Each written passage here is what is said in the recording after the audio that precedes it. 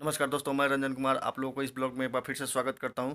आज मैं बात करने वाला हूं ट्रेनिंग स्ट्रेटजी के बारे में, क्योंकि अभी हाल फिलहाल में एक नया ऑर्डर आया है कि जो भी व्यक्ति अगर 3 बार से ज़्यादा रिलीगेट हो चुका है या 2 साल से ज़्यादा ट्रेनिंग में लगा दिया है तो उसको सर्विस से टर्मिनेट किया जा सकता है। तो चलिए इसी विषय पर आज बात करूंगा। तो आप मेरे चैनल पर अगर पहली बार आए हैं तो चैनल को सब्सक्राइब कर लीजिए, बेल आइकन को भी दबा दीजिए ताकि मैं वीडियो डालूं तो आपको नोटिफिकेशन मिलता रहे। चलिए वीडियो शुरू करते हैं। मैं पॉइंट वाइज बात करूंगा जिससे आपको ज़्यादा समझ में आए। चलिए इस बात का क्लैरिफाई करना जरूरी है कि रिलीगेशन क्या होता है, रिलीगेट मतलब क्या होता है। तो देखिए दोस्तों, अगर आप फर्स्ट बार में या किसी बार में अगर ट्रेनिंग कंप्लीट नहीं कर पाते हैं किसी कारणवश, अगर पूरी ट्रेनिंग पीरियड में 28 दिन से ज़्यादा बाहर रहते हैं ट्रेनिंग पीरियड में, तो आपको रिलीगेट करके आपके ईस्टर्न बीएन भेज दिया जाता है। और वहाँ पे आपको ईस्टर्न बीएन में जाने के बाद आपको मेस में ही काम करना पड़ेगा। कोई भी आपको इज्जत से नहीं देखेगा, सब आपको रिक्रूट रिक्रूट करके चिढ़ाएगा जैसे करते हैं। प्लस पेमेंट भी कम होता है। अगर आप एक बार रिलीगेट हो गए हैं तो आपको दोबारा ट्रेनिंग करने की मौका मिलती है, और वो ट्रेनिंग आपको जब कोई ट्रेनिंग सेंटर खाली होता है तो वहाँ पे ट्रेनिंग दोबारा भेज दिया जाता है। एक बात और है कि अगर सोच रहे होंगे कि पिछली बार ट्रेनिंग सेंटर में आपने 7 महीना या 8 महीने ट्रेनिंग कर लिया है तो अगली बार क्या 1 महीना और बचेगा, वो ट्रेनिंग करना पड़ेगा क्या? तो जी नहीं दोस्तों, फर्स्ट बार में अगर पूरे 8 महीने ट्रेनिंग निकाल लिया लेकिन आप रेलीगेट हो गए तो दूसरी बार में जब ट्रेनिंग करने जाएंगे तो फिर शुरू से आपको ट्रेनिंग करना पड़ेगा। मतलब आपको 1 साल तो इधर बर्बाद हो जाएगा, फिर उधर 1 साल लग जाएगा, टोटल 2 साल भी कंप्लीट हो जाएगा। तो आपको आपकी सर्विस टर्मिनेट का भी चांसेस ज़्यादा बन जाता है। क्योंकि अभी हाल फिलहाल में एक मैसेज आया जो मैं पहले बता भी चुका हूँ। तो उसमें है कि 2 साल से ज़्यादा जिसने ट्रेनिंग में टाइम लगाया है या 3 बार रिलीगेट हो चुका है तो उसको टर्मिनेट करने के लिए ऑर्डर आ गया है, वो भी हाई कोर्ट का ऑर्डर है। तो इसको ध्यान में रखते हुए क्यों ना आप एक स्ट्रेटजी के साथ ट्रेनिंग करें कि एक ही बार में आपका ट्रेनिंग निकल जाए, जिससे आपकी टर्मिनेशन की सब मतलब डर नहीं रहे और रिलीगेट भी नहीं हो पाए, जिससे आपका सर्विस भी बच। सबसे पहली बात है, ट्रेनिंग निकालने के लिए किसी भी व्यक्ति से बहस ना करें, चाहे वो आपके साथी भाई हो चाहे इंस्ट्रक्टर ही क्यों ना हो। सबसे मेन बात है कि अगर किसी से बहस किए तो किसी भी उस्ताद के ऊपर अगर आपका नज़र आ गया कि हाँ ये लड़का बहसबाजी करता है, वकालत करता है, तो समझिए आपका मुश्किल निकाल देगा। ट्रेनिंग सेंटर जितना दिन रहिएगा उतना दिन मुश्किल हो जाएगा। इसलिए बहस किसी से नहीं करना, वकालत तो करना ही नहीं है। अगर कोई किसी को कोई इंस्ट्रक्टर किसी लड़का को कुछ बोलता है तो उस बीच में कूदना नहीं है। तो वकालत करेंगे तो उसका तो कुछ नहीं होगा, आपका ट्रेनिंग निकालना मुश्किल कर देगा उस्ताद लोग। इसलिए जितना हो सके कोशिश कीजिएगा मुंह बंद करके रखें, मुंह खोलना ही नहीं है। अगर कोई कहता है कि सूरज पश्चिम में उगता है तो हाँ भाई उगता है, मुंह बहस नहीं करना है कि हाँ सूरज पश्चिम में नहीं सूरज पूरब में उगता है। बहसबाजी कहने का मतलब, कहने का सेंस ये है कि आप 1% किसी से बहस नहीं करेंगे, ना बहस करेंगे ना बिना बात का कुछ बोलेंगे। अगर दो आदमी आपस में बात कर रहा है उसमें तो बोलना ही नहीं है। बहसबाजी 1% नहीं, जितना मुंह बंद करके रखेंगे आपको ट्रेनिंग करने में उतना ही सहूलियत होगी। सबसे पहली बात यह है कि अगर ट्रेनिंग सेंटर में कोई आपको काम दिया जाता है वही काम दिया जाता है जो आपसे हो पाएगा, क्योंकि वो काम कभी नहीं दिया जाएगा जिससे आपको कोई नुकसान हो और ट्रेनिंग करने में प्रॉब्लम हो जाए। इसलिए कुछ भी छोटा से छोटा या बड़ा से बड़ा कोई भी काम मिलता है तो आप एकदम सावधानी से करें, और करना करें या ना करें लेकिन मतलब निगेटिव आंसर नहीं देगी, नहीं हमसे नहीं होगा, नहीं वाला ऑप्शन ही नहीं रहेगा। अगर ऐसे करते हैं तो उस्ताद के नज़र पर चढ़ जाएंगे और ट्रेनिंग करना मुश्किल बात हो जाएगा, ट्रेनिंग सेंटर में रहना मुश्किल हो जाएगा। ट्रेनिंग के किसी भी इवेंट को करने से पहले आप इंश्योर हो ले कि आपका बॉडी वार्म अप है कि नहीं। बिना वार्म अप या बॉडी गर्म किए अगर कोई भी इवेंट करते हैं या ज़बरदस्ती कोई काम करने की कोशिश करते हैं तो आपके बॉडी पार्ट में कहीं खिंचाव या टूट फूट या फ्रैक्चर हो सकता है, जिससे आपको एमआई रूम जाना पड़ेगा। और एमआई रूम जाने का मतलब है वहाँ डॉक्टर साहब आपको या तो रेस्ट दे देंगे या एडमिट कर देंगे। और आपको पता है कि अगर आप एडमिट हो गए या आपको रेस्ट दे दिए तो पूरे ट्रेनिंग सेंटर में 28 दिन अगर बाहर रह गए ट्रेनिंग से तो आप रेलीगेट हो सकते हैं। इसलिए ध्यान रखें कि बिना बॉडी वार्म अप किए हुए आप कोई भी काम ना करें। एक और बात, जितना हो सकता है उतना ही करें, लेकिन ज़बरदस्ती भी किसी काम के लिए नहीं करना है और छोड़ना भी नहीं है। ट्रेनिंग के दौरान बॉडी में अगर कहीं भी कोई भी दर्द होता है तो ग्राउंड का दर्द आप कोशिश करें ग्राउंड में ही ख़त्म करें, क्योंकि ग्राउंड का दर्द अगर चाहेंगे हॉस्पिटल में या दवा खा के ख़त्म करने की तो ख़त्म भी नहीं होगा। अगर ख़त्म हो भी गया तो लॉन्ग टाइम के लिए वो बीमारी खड़ा कर सकता है। इसलिए आप ट्रेनिंग के ग्राउंड से भागने की कोशिश नहीं करेंगे। कुछ भी हो जाए, दर्द अगर दर्द होता है तो आप जाएं ग्राउंड में एक्सरसाइज वगैरह जो होता है उसको करते रहें, अपने आप धीरे धीरे ख़त्म हो जाएगा। वो जितना दर्द होता है वो कुछ दिन के लिए होता है, बाकी जब रम जाता है आदमी तो दर्द होता भी नहीं है।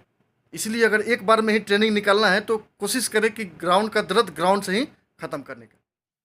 मान लीजिए ट्रेनिंग का एक कोई इवेंट आपसे नहीं हो रहा है, मान लीजिए कि 9 फीट डिच है या रमोंकी रोप है, वो नहीं हो रहा है। शुरू में किसी से नहीं होता है, हम लोग भी जब गए थे तो शुरू में किसी से नहीं होता है।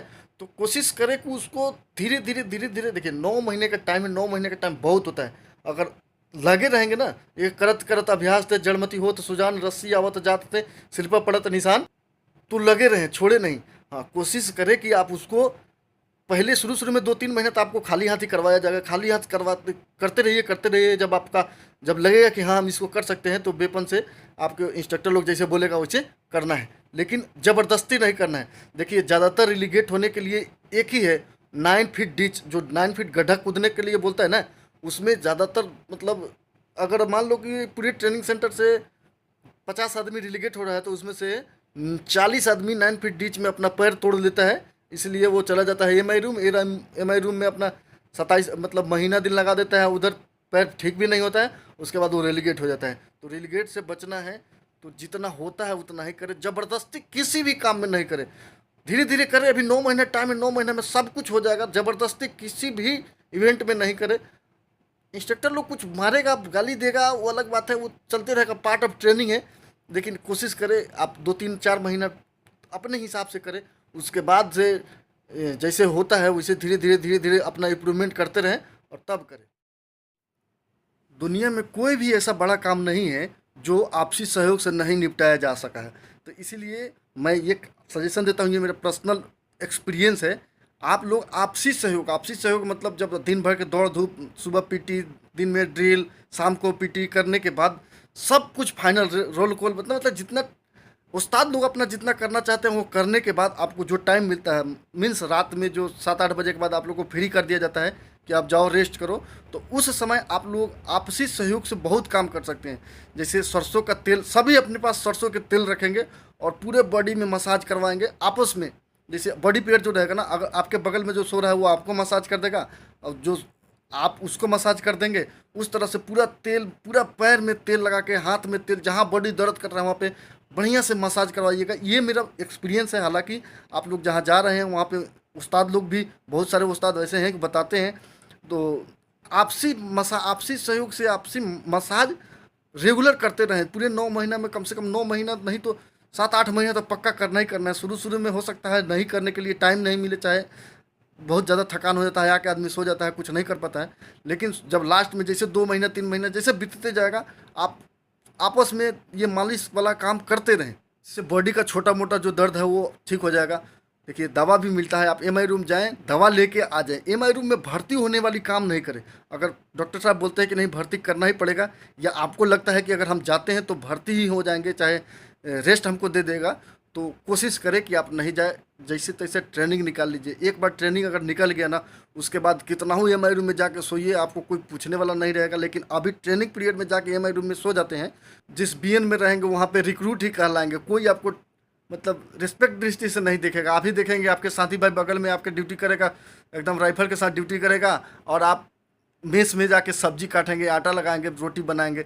यही काम है। तो इसलिए कोशिश करें कि एक ही बार में आपका ट्रेनिंग निकल जाए। निष्कर्ष के रूप में हम ये कह सकते हैं कि कुछ भी हो जाए, पूरे 9 महीना में अपना बॉडी के किसी भी पार्ट में फ्रैक्चर नहीं होना चाहिए, टूट फूट नहीं होना चाहिए। अगर टूट फूट हो गया तो आपको 28 दिन या 29 दिन, इतना कन्फर्म है कि 28 दिन में आप ठीक नहीं हो पाएंगे, क्योंकि टूट फूट हो जाता है। प्लास्टर अगर कर दिया तो कम से कम 28 दिन तो प्लास्टर ही होता है, उसके बाद 1-2 महीना और रेस्ट करना पड़ता है, तब जाके पैर ठीक होता है। तो कोशिश करें कि आपको प्लास्टर की ज़रूरत नहीं पड़े और ट्रेनिंग एक ही बार में निकाले। अगर किसी भी कारणवश हो जाता है तो वो अलग बात है।